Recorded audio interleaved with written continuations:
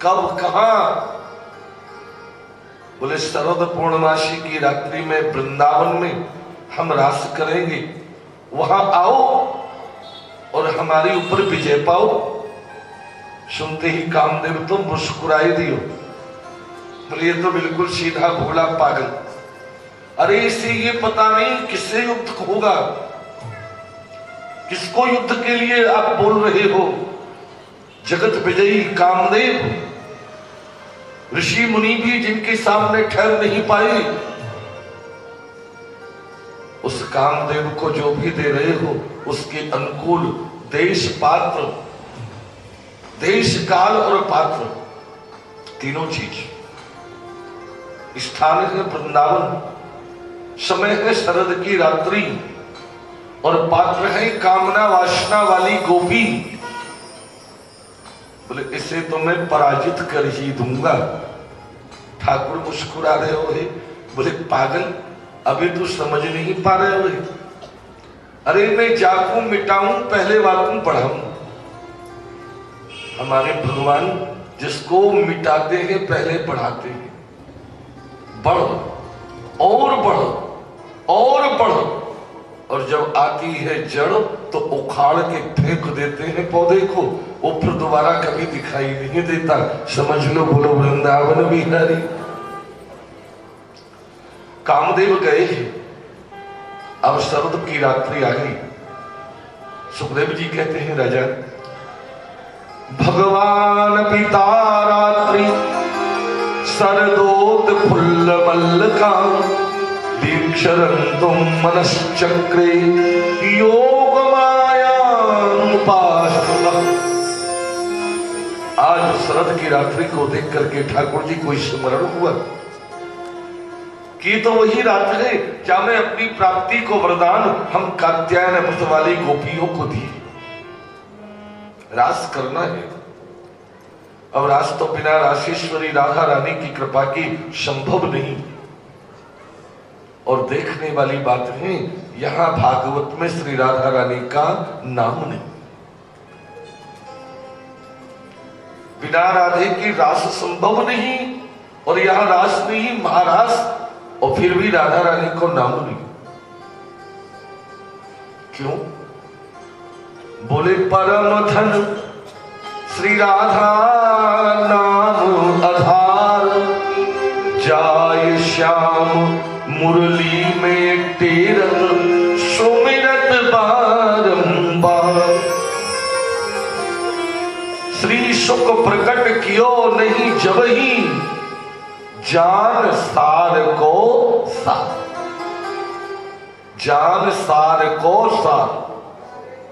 सार है कृष्ण और उसका भी सार है श्री राधा। अब आज हम कृष्ण तत्व को तो समझ नहीं पाते, वहां तो तरह तरह की अपनी व्यवस्थाएं दे देते हैं, तो श्री राधा रानी को तो जब समझे। श्री राधा कृष्ण की आराध्य शक्ति का नाम राधा है। श्री राधा शक्ति है और कृष्ण शक्तिवान है। बिना शक्ति के शक्तिवान शक्ति शून्य है, और बिना शक्ति के बिना शक्तिमान की शक्ति व्यर्थ है।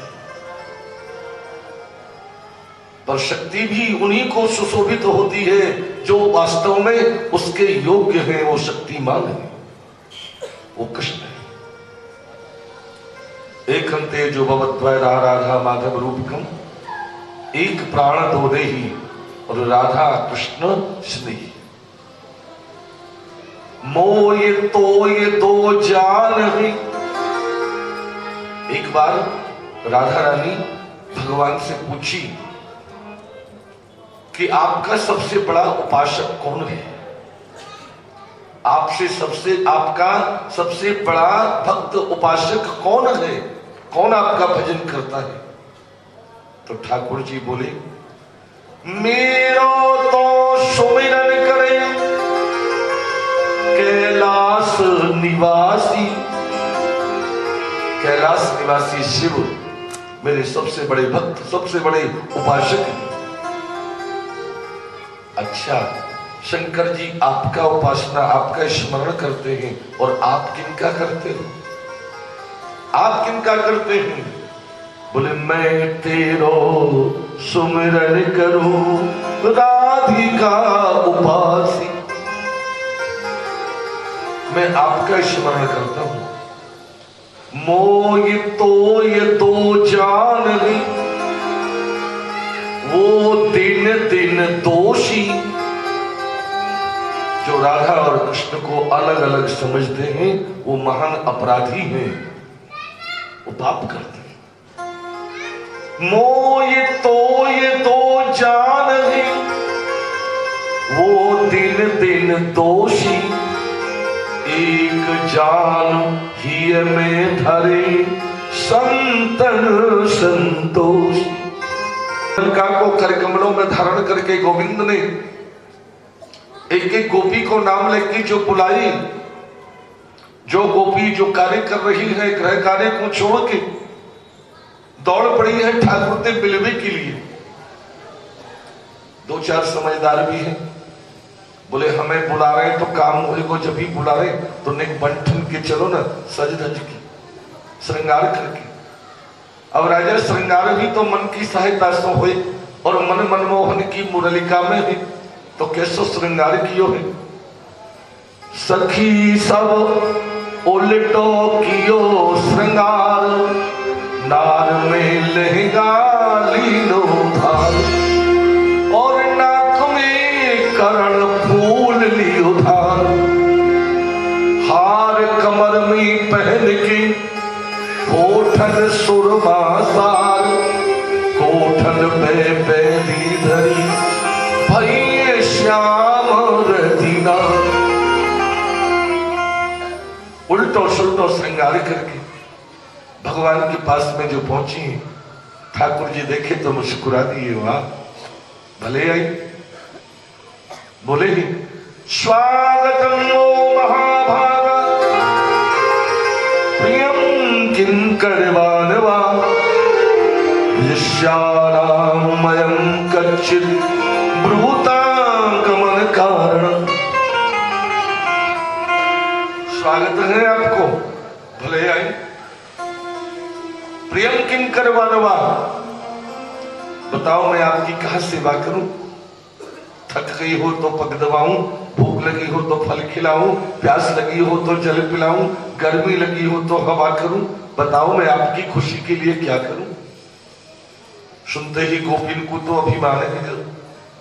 बोले जिन कृष्ण की एक झलक को हमारी आंख तरसे, आज वो कृष्ण हमसे पूछ रहे कि प्रियम किम करवानवा, क्या करूं मैं आपके लिए? हम कितनी भाग्यशाली नहीं। सुनते ही ठाकुर ने देखो, अरे इन्हें तो अभिमान है देव।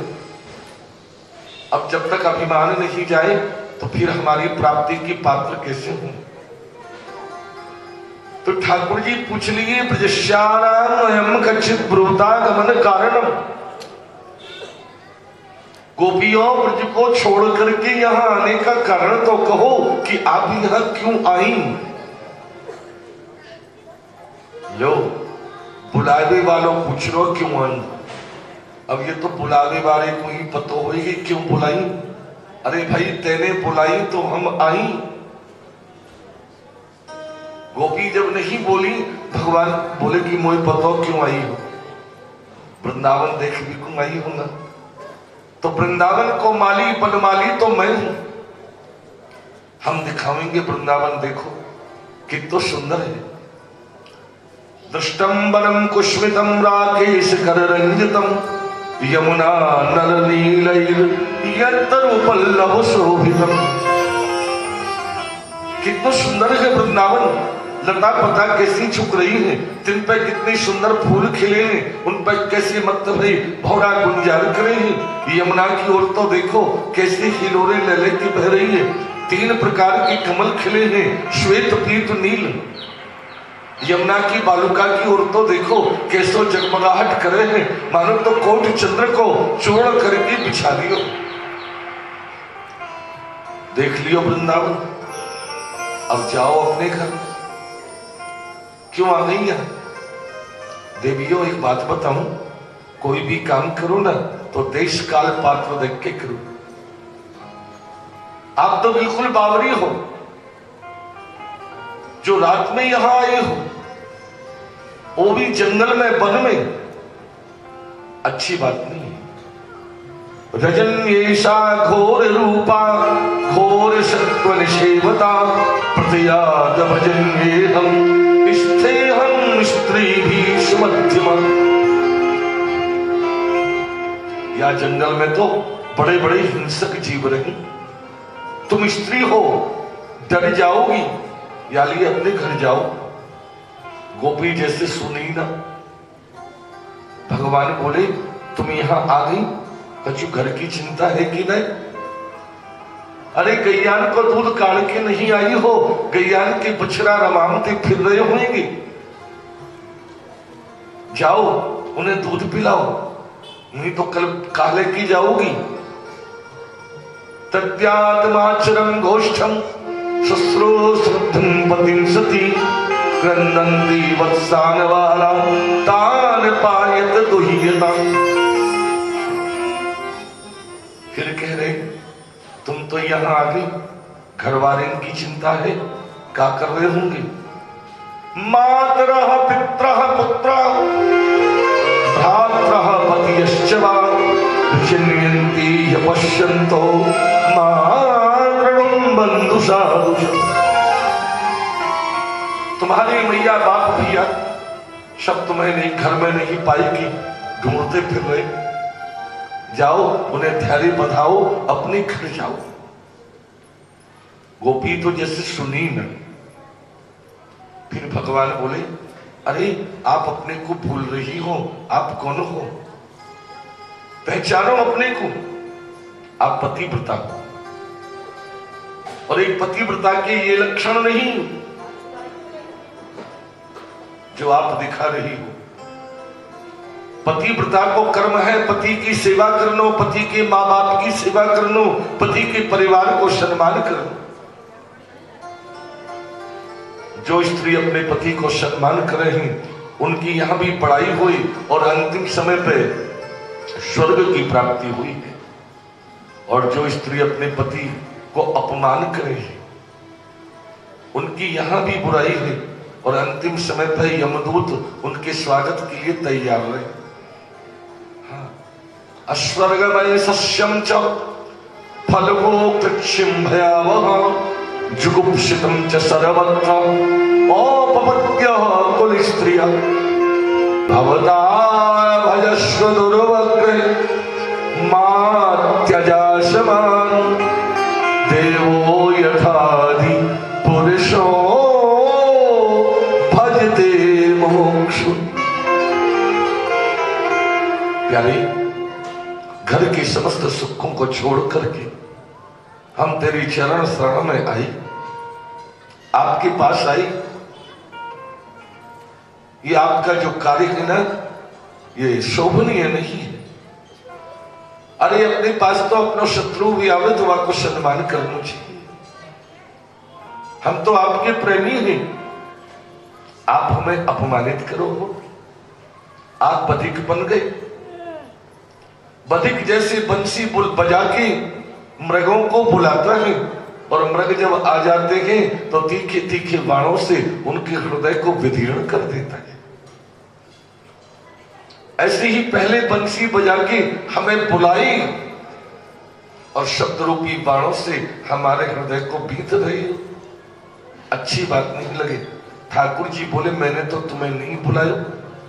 कब बुलाया? बोले बंसी क्यों बजाई? भगवान बोले बंसी तो मैंने ना ही बजाई, वो तो अपने आप बज गई। कैसे? बोले मंदी मंदी जो वायु चले है ना, बंसी के छिद्रन में प्रवेश कियो, बंसी बज गई। अच्छा आपने ना बजाई, हम क्यों बजाएंगे? फिर हमारे नाम, बोले सबके साथ में रहे तो सबके नाम जाने। आपको काम नहीं? बोले कोई काम नहीं। तो बंसी को तो काम है ही ना। हमारे घर में बहुत काम, हमारे गृह कार्य में बाधा डाल के या बंसी ने हमको परेशान किया, तो दूसरे को कष्ट देने वालों कौन हुई है? साधु या असाधु? असाधु। तो ये बंसी असाधु है, जाने हमें कष्ट दियो या हमें दो। ठाकुर जी पूछी क्या करोगी? बोले तोड़ मरोड़ के चूल्हे में लगा देंगे या। ठाकुर जी बोले अपने मन की दुर्बलता को बंसी के ऊपर मत डालो। गोपियों मेरी बात मानो, आप अपने कर्म को अपने धर्म को संभालो, अपने घर जाओ। जानती हो पतिव्रता कितनी यशस्वी कितनी तेजस्वी होती है।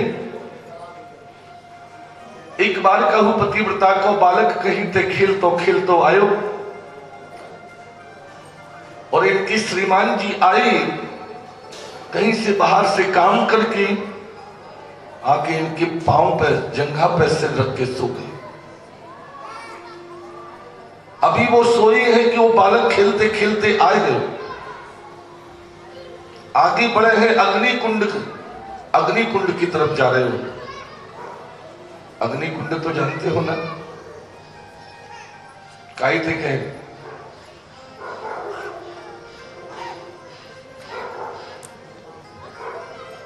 अब गैस वाले क्या जानेंगे, पुराने जमाने वाले जानते हैं। घर के आंगन में गड्ढो खोद दे, वहां में आग जलती रही, हड़िया में दूध गर्म होता रहो, कुछ ना कुछ बनता रहो, आग रहे ही घर में। हमारे यहाँ तो रायो कहवाते, कहीं भट्टा कहते हैं, कहीं जो भी कहते हैं, वो आग जल रही है और उधर बालक जा रहे हो। मां देख रही है कि मेरा बालक अग्नि कुंड की तरफ जाए, आग में गिरेगा तो जल के मर जाए, तो बालक को बचाएं। पर श्रीमान जी अभी हार थक के आए हैं, सो रहे हैं। अगर मैं उठूंगी तो पति की निद्रा भंग होएगी, पति को कष्ट होएगा, मेरा पातिव्रत नष्ट होएगा। क्या करें? सोच लिए, बोले बालक रहे या जाए, मेरा बालक रहे या जाए, अपने धर्म को नहीं जाने दूंगी। वो पतिव्रता एक निष्ठ होकर के बैठी रही और देखती रही। सुतम पतंतम प्रसवेक्ष पावके, बेटा को आग में गिरते हुए मां देख रही। बेटा आग में गिर गया, आवाज नहीं निकली मुंह से, आग नहीं निकली। पर क्या आग ने बेटा को जलाया? पतिव्रता के पातिव्रत के भय के कारण अग्नि भी इतनी ठंडी हो गई जैसे चंदन की गाड़ी की। आग बालक को जला नहीं पाई। यह है पतिव्रता को पातिव्रत्य। क्या हम लोग ऐसा कर सकते हैं? अब यहां तो वही टीवी चले वो जहां श्रीमान जी सो गए, वो समझ लो। अगर वो नहीं तो अपना शुरू है जाए वो। मैं तुमसे थोड़ी कछु कह रही हूँ, कह सब कछु नहीं हूँ, बोलो वृंदावन। बोले अपने धर्म को क्यों छोड़ते हो? बोले पंडित जी हो गई आपकी कथा, हाँ अब हमारी सुनो। आप भी सुनाओगे? बोले क्यों नहीं। बोले एक बार एक गांव में ब्राह्मण परिवार रहे, गांव में अकाल पड़ गया। श्रीमान जी बोले कि मैं तो बाहर प्रदेश जा रहे हूं कमावी को, आप यहां निवास करो। बोले मैं तो आपके दर्शन के बिना जल भी नहीं पीऊं, मैं आपके दर्शन के बिना कैसे जीऊं? पंडित जी बोले मैं आपको माटी की एक मूर्ति बना के देता हूं, रोज इसकी पूजा करना, जल पी करके रहना। माटी की मूर्ति बना करके पतिदेव चले गए। ये बिचारी किवाड़ बंद करके नित्य पति की प्रतिमा की पूजा करे। एक दिन जब ये पूजा कर रहे हैं कि वही समय इनकी श्रीमान जी आ गए। द्वारे पर आकर के आवाज लगाई, ब्राह्मणी किवाड़ खोलो। हम आए और वो पति की प्रतिमा की पूजा कर रही है। वो सोचे हैं कि पूजा को छोड़ करके अगर किवाड़ खोलने जाती हूं तो पति की प्रतिमा की पूजा छोड़ना प्रतिमा का अपमान है, पति की प्रतिमा का तो पति का अपमान है, तो पातिव्रत्य नष्ट होता है। और किवाड़ खोलने नहीं जाते हैं तो श्रीमान बाहर खड़े आदेश कर रहे किवाड़ खोल। पति की आज्ञा का उल्लंघन करना भी पति का अपमान है, तो पातिव्रत्य नष्ट होता है। बताओ अब वो स्त्री क्या करे, किवाड़ खोले या पति की प्रतिमा की पहले पूजा करे? ठाकुर जी मुस्कुराए, बोले इतना कोई बड़ा प्रश्न ना है ये। क्यों? अरे जब आपको साचो पति आ ही गए हो तो माटी के पुतला को पूजने की आवश्यकता ही क्या है? करे वो मरो कर डाले, तेरे पीछे तेरे नाम पे मरेंगी तो या जन्म में नहीं तो अगले जन्म में तो हम तुम्हें प्राप्त करके ही रहेंगे। कन्हैया देखिए ये तो जन्म जन्म की बाजी लगा रही है। बोले मरो मत, आओ रास विहार करेंगे। श्री राधा रानी आ गई है। पूछ लिए रास में कितनी देर है? बोले आप ही की देर है। रास नृत्य प्रारंभ है। एक गोपी को प्यास लगी है, ठाकुर जी सो जल याचना किए, भगवान दौड़ के आए जल पिलाए। एक बोली मुझे गर्मी लग रही है, ठाकुर जी हवा कर रहे। एक बोली मेरी पायल खुल गई, भगवान पहना रहे। एक बोली मेरे तो पांव दुख गए तो ठाकुर जी दबा रहे। गोपी ने देखी, छूट मूट को कह रो जाओ जाओ जाओ, कह तो पक्को भगत है हमारो, हमारी तो सभी बात माने हैं, वैसे ही कह रो जाओ। हम कितनी भाग्यशाली हैं। पुनः जो अभिमान आयो तो अब की बार राधा रानी को लेके गोविंद अंतर ध्यान हो। बहुत ढूंढे गए, कहीं नहीं मिल रहे। इधर श्यामा को लेके एक निकुंज में पधारी। श्यामा चलने में असमर्थता व्यक्त किए हैं तो ठाकुर जी कंधा पर बैठने के लिए जो कहे तो राधा रानी को अभिमान कि मैं कितनी भाग्यशाली हूं, समस्त गोपियों को छोड़कर के हमारी संग में आई और हमें भी कंधा पर बैठने के लिए कहे। राधा रानी की जो अभिमान देखो तो ठाकुर जी सोच में पड़ गए। जहां गर्व अभिमान है तहां गोविंद नाई, राधे के ही अजान हरि आपन पछतान। जहां अभिमान है वहां भगवान का। श्री राधा रानी के हृदय में अभिमान का अंकुर जो देखो ठाकुर सोचे अब तो इनको भी छोड़ दो। अंतर ध्यान हो गई। श्री राधा रानी व्याकुल भई कि गोपी आई है। श्री राधे को लेकर के यमुना के किनारे पर गई। नार नार यमुना जल में खड़ी हो गई और गोपी गीत का गायन कर रही है। गोपी गीत कनक मंजरी छंद है, धतूरे के फूल की तरह बिखरा हुआ है। तीन भाव की गोपी एक साथ में एक ही शब्दोच्चारण कर रही। अर्थ अलग अलग है, भाव अलग अलग है, शब्द एक है। ये गोपी गीत की विशेषता है। और समझ में तो आवे ना आपके में, ये तो पक्की बात है। पर कुछ शब्द अगर कान में पड़ भी जाए, गोपी गीत वो विशेष है कि एक शब्द भी अगर कान में पड़ जाता है ना तो जीव का कल्याण हो जाता है। तो समझ में नहीं आएगा आपके में, संस्कृत में है, फिर भी सुनना शांति से बैठ के जितना सुना जाए आनंद लेना।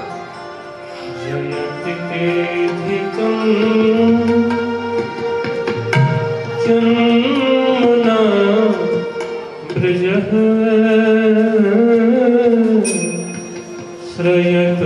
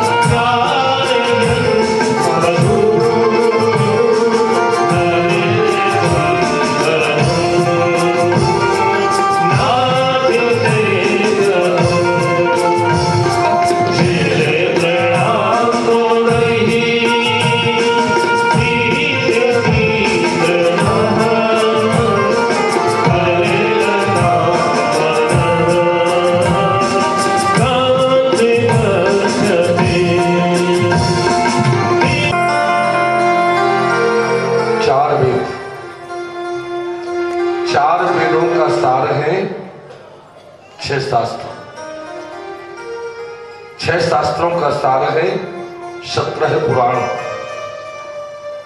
और 17 पुराण का सार है श्रीमद् भागवत। भागवत का सार है 10वें स्कंद कृष्ण चरित्र। 10वें स्कंद का सार है रास पंचाध्यायी जो अभी आप सुन रहे, रास की 5 अध्याय। और रास पंचाध्यायी का सार है ये गोपी गीत जो अभी आपने सुना। 19 श्लोक हैं इसमें और इन सब का सार है अंतिम श्लोक, यत्ते सुजात चरणाम्बुरहम स्तनेषु भीतासनै प्रियतलिमहि कर्कसेषु। क्या बात है प्यारे, जिन आपके कोमल चरणों को, कितने कोमल हैं ठाकुर जी के चरण। पहले बोले कमल जैसे, फिर बोले कमल नहीं, कमल भी कठोर है, दधी मही, माखन से भी कोमल आपके चरण हैं। जिन चरणों को हम अपने हृदय पर रखने में डरते हैं, क्योंकि हमारा हृदय तो आपकी वियोगाग्नि में गर्म रहता है, तप्त रहता है। और आपके चरण माखन से भी कोमल हैं। कहीं हमारे गर्म हृदय का स्पर्श करके, हमारी गर्म श्वासों के प्रभाव से आपके माखन से भी कोमल चरण पिघल ना जाए। ये भीताश्रयी प्रिय दधिमहि कर्क सेसु पर ते नाटवी मटसी कथवितते न किंचित। आज उन्हीं नंगे पांव से वृंदावन में घूम रहे हो, आपके पांव में कंकड़ पत्थर कांटे चुभ रहे, वो आपके चरणों में नहीं हमारे हृदय में चुभ रहे। हम अपने को क्षमा नहीं कर पा रहे कि हमारे कारण हमसे ही तो मिलना नहीं चाहते हो, हमसे ही तो छुपना चाहते हो, इसीलिए तो अकेले जंगल में नंगे पांव घूम रहे हो हमारे पीछे। तो प्यारे, हम जी करके क्या करेंगे? हम छोड़ रहे हैं इस शरीर को यमुना में। आप प्रेम से रहना, हमसे डरो मत। ये कह के गोपी जो आगे को बढ़ी, पीछे से आवाज आई, गोपियों मरो मत, देखो मैं यहां हूं, मैं यहां हूं। मुड़ के देखे तो गोविंद तो यमुना के किनारे पर मुस्कुरा रहे।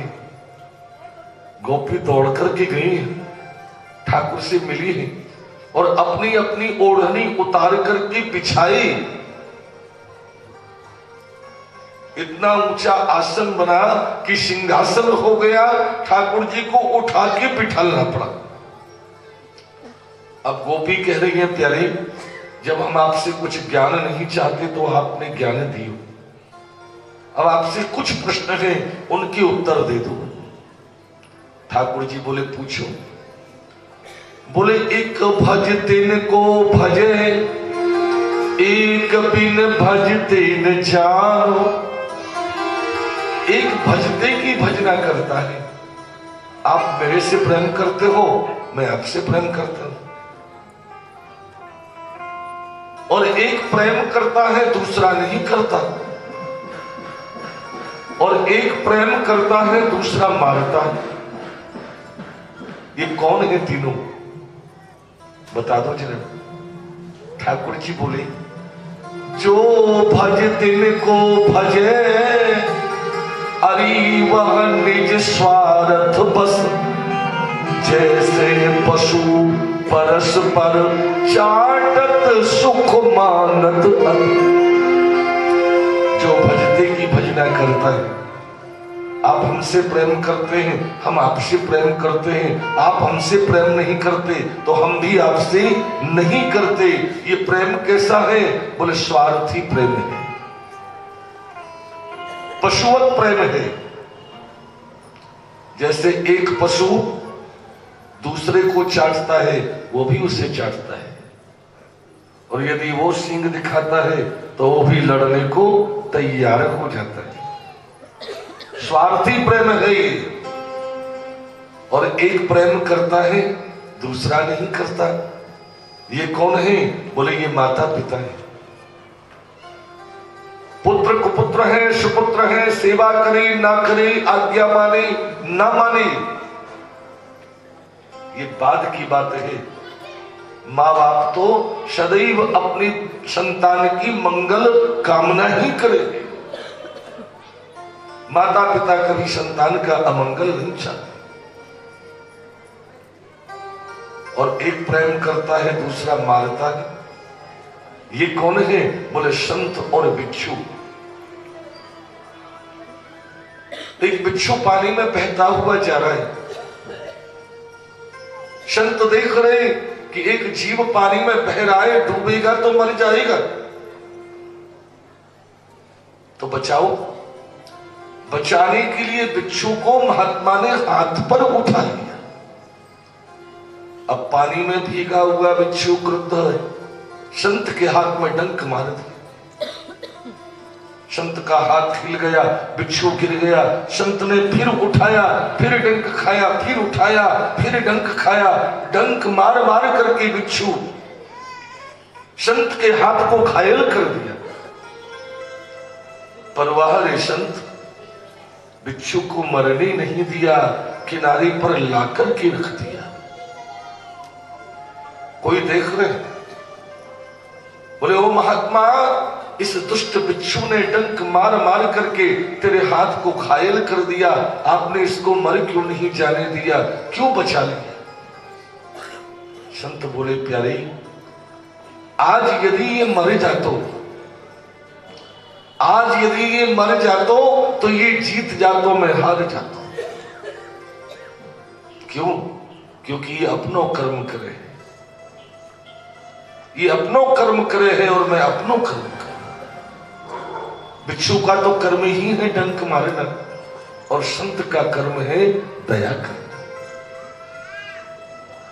आज यदि ये मर जाता तो या कि दुष्टता जीत जाती, मेरी दया हार जाती। भाई आज मेरी दया जीत गई या कि दुष्टता हार गई। ये श्रेष्ठ प्रेम है। या तो किसी को अपना कहो मत, या तो किसी को पकड़ो मत, और पकड़ लिया